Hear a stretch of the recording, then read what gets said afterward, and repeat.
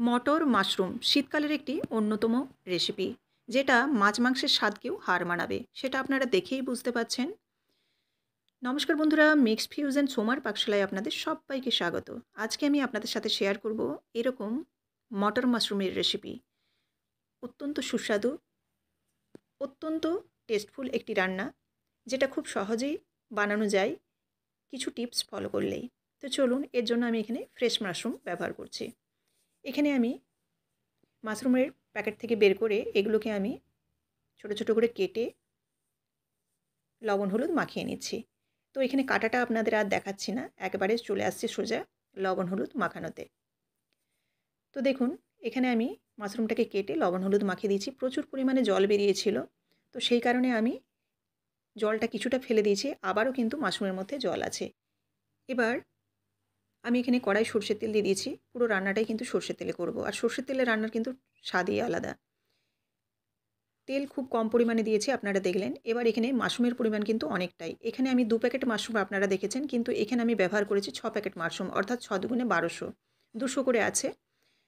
পুরো মাশরুমটাকে লবণ হলুদ মেখে দিতে কিন্তু জলটা বেরিয়ে যাওয়ার পর এরকম কমে গেছে। তো এতটা মাশরুম আমি এই রান্নাতে ব্যবহার করব না, কিছুটা ভাজা তুলে রেখে দেবো। তো একসাথে আমি ভেজে নিচ্ছি সুবিধার জন্য। তো অনেকেই আপনারা বলবেন যে মাশরুমের যদি লবণ এবং হলুদ দিয়ে জলটা বের করে ফেলে দেওয়া হয়, তাহলে হয়তো মাশরুমের মধ্যে যে প্রোটিন গুণ সেটা হয়তো থাকে না, কিন্তু একদমই না, প্রোটিন গুণ অবশ্যই থাকে। তাছাড়াও আপনারা যেটা আরেকটা সুবিধা পাবেন, সেটা হচ্ছে মাশরুমটাতে খুব কম তেল লাগবে। এখানে দেখুন, প্রায় 1 কিলোর উপরে মাশরুম আমি ভাজছি, কিন্তু তার তেলটা কতটা লেগেছে, খুব কমই তেল ব্যবহার হয়। তো এবার আমি এখানে আলুটাও ভেজে নিচ্ছি, লবণ এবং হলুদ দিয়ে একটু ঢাকা চাপা দিয়ে আলুটা ভাজবো, যাতে আলুটা সেদ্ধ এবং ভাজা দুটোই হয়ে যায়। আলুটা এখানে যদি কিছুটা সেদ্ধ হয়ে যায়, তাহলে রান্নাটা কিন্তু অনেক তাড়াতাড়ি হয়ে যাবে। আলুটাকেও লবণ হলুদ দিয়ে ঢাকা চাপা দিয়ে সেদ্ধ করে নিচ্ছি। মাশরুমটা আপনারা যদি কম হয়, আমি এখানে অনেকটা ভেজেছি, তো সেক্ষেত্রে আপনারা সোজাসুজি ধুয়ে তেলের উপর দিয়ে দিতে পারেন। সেক্ষেত্রে একটু জল বেরোবে, জলটাকে কিন্তু আপনাদের একটু সময় নিয়ে গ্যাস খরচা করে জলটাকে একটু শুকিয়ে নিতে হবে, কারণ মাশরুমের মধ্যে লবণ পড়ে গেলেই কিন্তু প্রচণ্ড পরিমাণে জল বেরোতে শুরু করে। আলুটাও ভেজে তুলে নিলাম।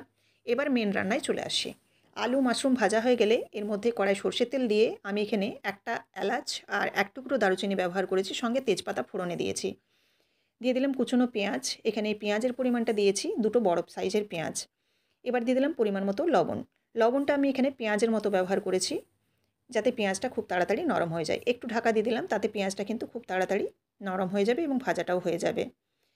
এখানে এলাচ এবং দারুচিনিটা আমি খুব কম পরিমাণে দিয়েছি, যাতে হালকা ফ্লেভার থাকে, তাতেই কিন্তু খুব ভালো লাগে। বেশি যদি গরম মশলার ফ্লেভার থাকে, তাহলে কিন্তু মাশরুমের স্বাদ পাওয়া যায় না, সেজন্য আমি কম পরিমাণে দিয়েছি। এবার দেখুন, পেঁয়াজটাকে খুব ভালোভাবে নরম করে একটু হালকা লাল করে কিন্তু ভেজে নিয়েছি, দেখেই আপনারা বুঝতে পারছেন। এবার এখানে দেখুন, আদা আর রসুন বাটা দিয়ে দিলাম। আদা রসুনটা আমি সম পরিমাণেই দিয়েছি, 1 চামচ 1 চামচ করে। এবার পেঁয়াজের সাথে একটু নেড়ে নিচ্ছি। নেড়ে এর মধ্যে আমি দিয়ে দিচ্ছি কাশ্মীরি লঙ্কার গুঁড়ো, ছোটো চামচের 1/2 চামচ, আর দিয়ে দিচ্ছি হলুদ গুঁড়ো। এই পেঁয়াজের সাথে কিন্তু একটু নেড়ে নিয়েছি, যেটা হয়তো স্কিপ করে গেছি। 15 সেকেন্ড বা 30 সেকেন্ড এই কাশ্মীরি লঙ্কার গুঁড়োটা আর হলুদটা একটু ওই পেঁয়াজের সাথে তেলের সাথে নেড়ে নিতে হবে। তারপর টমেটোটা দেবেন, তাহলে কালারটা দেখবেন। একে তো টমেটোর কালার আসবেই, তার সঙ্গে ওই যে কাশ্মীরি লঙ্কার গুঁড়ো খুব সামান্য দিয়েছি, সেটাও কিন্তু দুর্দান্ত একটা শেষের দিকে কালার আসবে। তো একটু জল দিয়ে এবার এই টমেটোটাকে নরম করব, আর মশলাটাও কষাবো।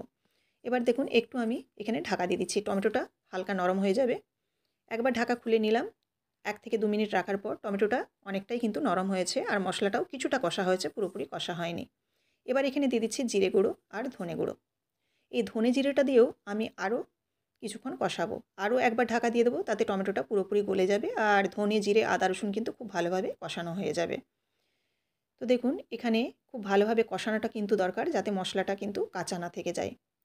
আবারও ঢাকা দিয়ে দিয়েছি, টমেটোটা কিন্তু একদম পুরোপুরি গলে যাবে। এখানে আমি দেখুন, ঝালের জন্য এবার ব্যবহার করব কাঁচা লঙ্কা। আমি কিন্তু ঝালের জন্য গুঁড়ো লঙ্কা ব্যবহার করিনি, শুধু কালারের জন্য খুব সামান্য আমি কাশ্মীরি লঙ্কার গুঁড়ো ব্যবহার করেছি। সেটা যদি তেলে ব্যবহার করে থাকেন, অর্থাৎ ওই পেঁয়াজের সাথে একটু নেড়ে নেন, তাহলে কিন্তু কালারটা অপূর্ব আসে, আর কাশ্মীরি লঙ্কার গুঁড়োটা খুব কম লাগে। এবার দেখুন, কাঁচা লঙ্কাটা দেওয়ার পর নাড়াচাড়া করে খুব ভালোভাবে কষিয়ে নিয়েছে, একদম তেল বেরিয়ে এসছে। সে সময় দিয়ে দিলাম ভেজে রাখা আলু আর মাশরুম। মাশরুম আমি অর্ধেকটা তুলে রেখে দিয়েছি, আর কিছুটা এখানে ব্যবহার করেছি। দিয়েও কিন্তু একটু নাড়াচাড়া করে কষিয়ে নিতে হবে। আলুটা প্রায় ভাজার সময় কিন্তু 40% মতো সেদ্ধ হয়ে গেছে। এবার এই কষার সাথে কিছুটা সেদ্ধ হবে, তাছাড়াও জল দেওয়ার পর কিন্তু বাকিটা সেদ্ধ হয়ে যাবে। এবার দেখুন খুব ভালোভাবে নাড়াচাড়া করে একটু মাশরুম আলুটাকে কষিয়ে নিচ্ছি। একটু ঢাকা দিয়ে দেবো 1 থেকে 1.5 মিনিটের মতো। খেয়াল রাখবেন লো ফ্লেমে এই রান্নাটা করবেন এই সময়, তাহলে কি হবে তলায় লেগে যাবে না। আর মশলাটা কষাবার সময় অবশ্যই জল দিয়ে মশলাটা কষাবেন। মশলাতে জল দিয়ে কষালে মশলাটা তলায় লাগবে না আর স্বাদটাও খুব ভালো হবে। তো দেখুন এবার এদিকে আমি গরম জল করতে দিয়েছিলাম, আপনারা দেখলেন। এবার এই গরম জল কষানো হয়ে গেলে দিয়ে দিচ্ছি। গরম জলের পরিমাণটা আপনারা দেখে দেবেন। এখানে আপনারা নর্মাল টেম্পারেচারের জলও ব্যবহার করতে পারেন। তো গরম জলটা দিলে খুব তাড়াতাড়ি রান্নাটা হবে আর টেস্টটাও কিন্তু একটু হেরফের হয়, কারণ একটু স্বাদটা ভালো হয়। এবার দেখুন এখানে যেরকমভাবে আপনারা পাতলা খাবেন ঝোলটা অর্থাৎ গ্রেভিটা, সেরকমভাবে আপনারা কিন্তু জলটা দেবেন। এখানে আমি একটু গ্রেভি রাখবো, জলের পরিমাণটা আমি আমার মতো করে দিয়েছি, আপনারা দেখে দেবেন। দিয়ে দিলাম খুব সামান্য চিনি আর দিয়ে দিলাম এখানে আরও কিছুটা লবণ। লবণটা খেয়াল করে দেবেন, কারণ পেঁয়াজ ভাজার সময় লবণ দিয়েছি, তাছাড়াও দিয়েছি মাশরুম ভাজার সময় এবং আলু ভাজার সময়। তো সেক্ষেত্রে লবণটা আপনারা একবারে চেক করে দেবেন।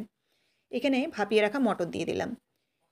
ভাপিয়ে রাখা মটরটা আমি প্রায় শেষের দিকেই অ্যাড করলাম ফুটে যাওয়ার পর।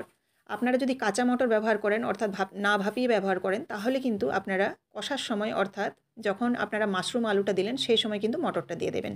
দিয়ে একটু নাড়াচাড়া করে তারপর জলটা দেবেন। এবার খুব ভালোভাবে নাড়াচাড়া করে সমস্ত কিছু মিশিয়ে নিলাম। এবার ফুটে যাওয়ার জন্য অপেক্ষা করব। যেহেতু গরম জল দিয়েছি সেই জন্য কিন্তু খুব তাড়াতাড়ি এটা ফুটে যাবে।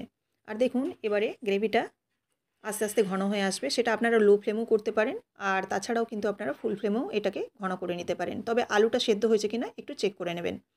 এবার দেখুন এই পর্যায়ে চলে এসছে, আর আমি এই পর্যায়ে কিন্তু গ্যাসটা অফ করে দেবো।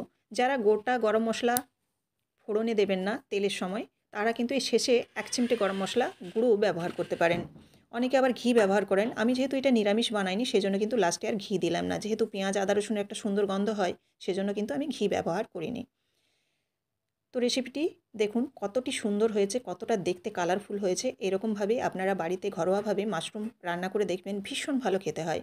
রেসিপিটি যদি ভালো লেগে থাকে অবশ্যই লাইক, কমেন্ট এবং শেয়ার করবেন। আর ভালো লাগলে অবশ্যই চ্যানেলটিকে সাবস্ক্রাইব করে বেল বাটনটি প্রেস করে দেবেন। প্রত্যেক দিনই আমি এরকম নিত্য নতুন রেসিপি দিয়ে থাকি, তো অবশ্যই চ্যানেলটিকে সাবস্ক্রাইব করে রাখবেন। ফেসবুক থেকে হলে পেজটিকে ফলো করে দেবেন। আবারও দেখা হচ্ছে আগামীকাল।